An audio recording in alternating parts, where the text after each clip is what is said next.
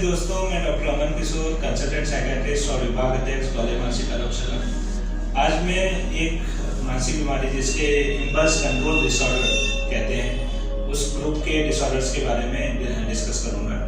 Impulse control disorder basically एक group of disorder होता है जिसमें किसी व्यक्ति को एक कोई इम्पल्स आता है और उसके लिए उसको घबराहट, अंदर से बेचैनी पैदा होती है और वो घबराहट, बेचैनी उसी एक्ट करने के बाद रिलीफ मिल जाता है।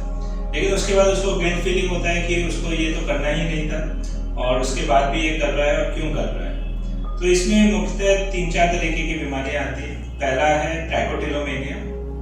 ट्राइकोटिलोमेनिया जैसे नाम सजेस्ट करता है, ट्राइको इज बाल, तो जो कई बार ये बीमारी बच्चों में अधिकतर मिलती है। ये एडोलेसेंट, किशोरावस्था में ऐसी बीमारी अक्सर देखी जाती है। ऐसे में वो व्यक्ति विशेष या पेशेंट जो दिमाग, सिर के बाल हैं उसको खींचने की अर्ज आती है, उसको तोड़ने की अर्ज आती है और उस अर्ज को पूरा करने के लिए वो बाल खींचता और तोड़ता रहता है और उसके बाद कई लोग उनमें से उस बाल को खाते भी हैं। उसको ट्राइकोफेजिया कहते हैं और उसको जब लंप पेट में बढ़ जाता है तो उसको ट्राइकोविजार कहते हैं। तो ये टेक्निकल वर्ड है, लेकिन बेसिकली जब हम पेशेंट को देखा जाता है ऐसे व्यक्तियों में तो देखा जाता है कि एक पर्टिकुलर एरिया से उस पेशेंट के बाल गायब होने लग जाते हैं जब हम सामने देखते हैं। और जब पूछा जाता है कि मरीज से कि ये क्या हो रहा है तो उनको फिर वो बताते हैं कि ये बाल खींचते रहते हैं और बाल कई बार खा भी जाते हैं उसमें से। और अक्सर वो कई बार ऐसे चीज़ें इतनी ज़्यादा तीव्रता में करते जाते हैं कि उनको एक पर्टिकुलर हिस्से से गंजापन सिर के ऊपर आने लग जाता है। तो ट्राइकोटिलोमेनिया इस तरह एक बीमारी है। दूसरी बीमारी होती है पायरोमेनिया। पायरो मतलब कि आग। तो उसमें भी क्या होता है कि किसी व्यक्ति विशेष को एक पर्टिकुलर समय में उसको एकदम से तीव्र आग जलाने की इच्छा आती है। किसी भी व्यक्ति को वस्तु को जलाने की इच्छा होती है तो कागज कई बार ऐसी माचिस से जलाने लग जाता है और नहीं जलाओ तो उसको अंदर से घबराहट आती है और जलाने के बाद उसको आराम मिल जाता है घबराहट में, लेकिन उसको गिल्ट होता है कि मैंने ये सारी चीजें क्यों की। फिर एक तीसरा डिसऑर्डर होता है जिसको हम कहते हैं क्लेप्टोमेनिया।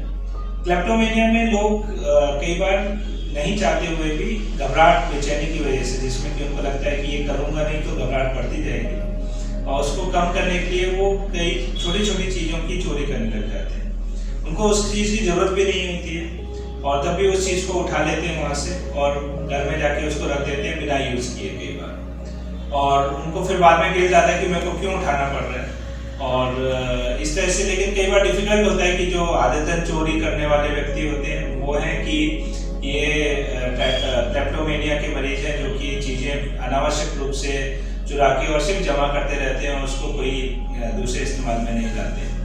तो ऐसे व्यक्तियों में जिसमें ये तीनों तरीके के अलग अलग बीमारी के लक्षण हैं वो इम्पल्स कंट्रोल डिसऑर्डर के ग्रुप के अंडर में आते हैं। ऐसे व्यक्तियों में दवाइयाँ और काउंसलिंग, साइकोथेरेपी, इन दोनों तरीके से हम लोगों का इलाज संभव होता है।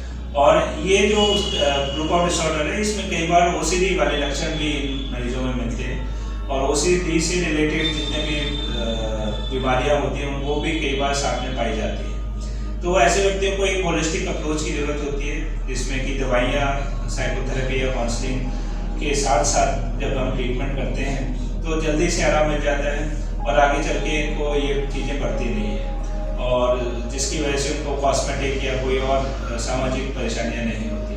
तो ऐसे मरीज जिनको क्लेप्टोमेनिया है, ट्राइकोटिलोमेनिया है या फिर पायरोमेनिया है, ऐसे व्यक्ति जरूर मनोरोग विशेषज्ञ से मिले और समुचित इलाज से इस चीज़ से दूर हो पाएंगे और अपना इलाज करके वो सामान्य जीवन जी पाएंगे।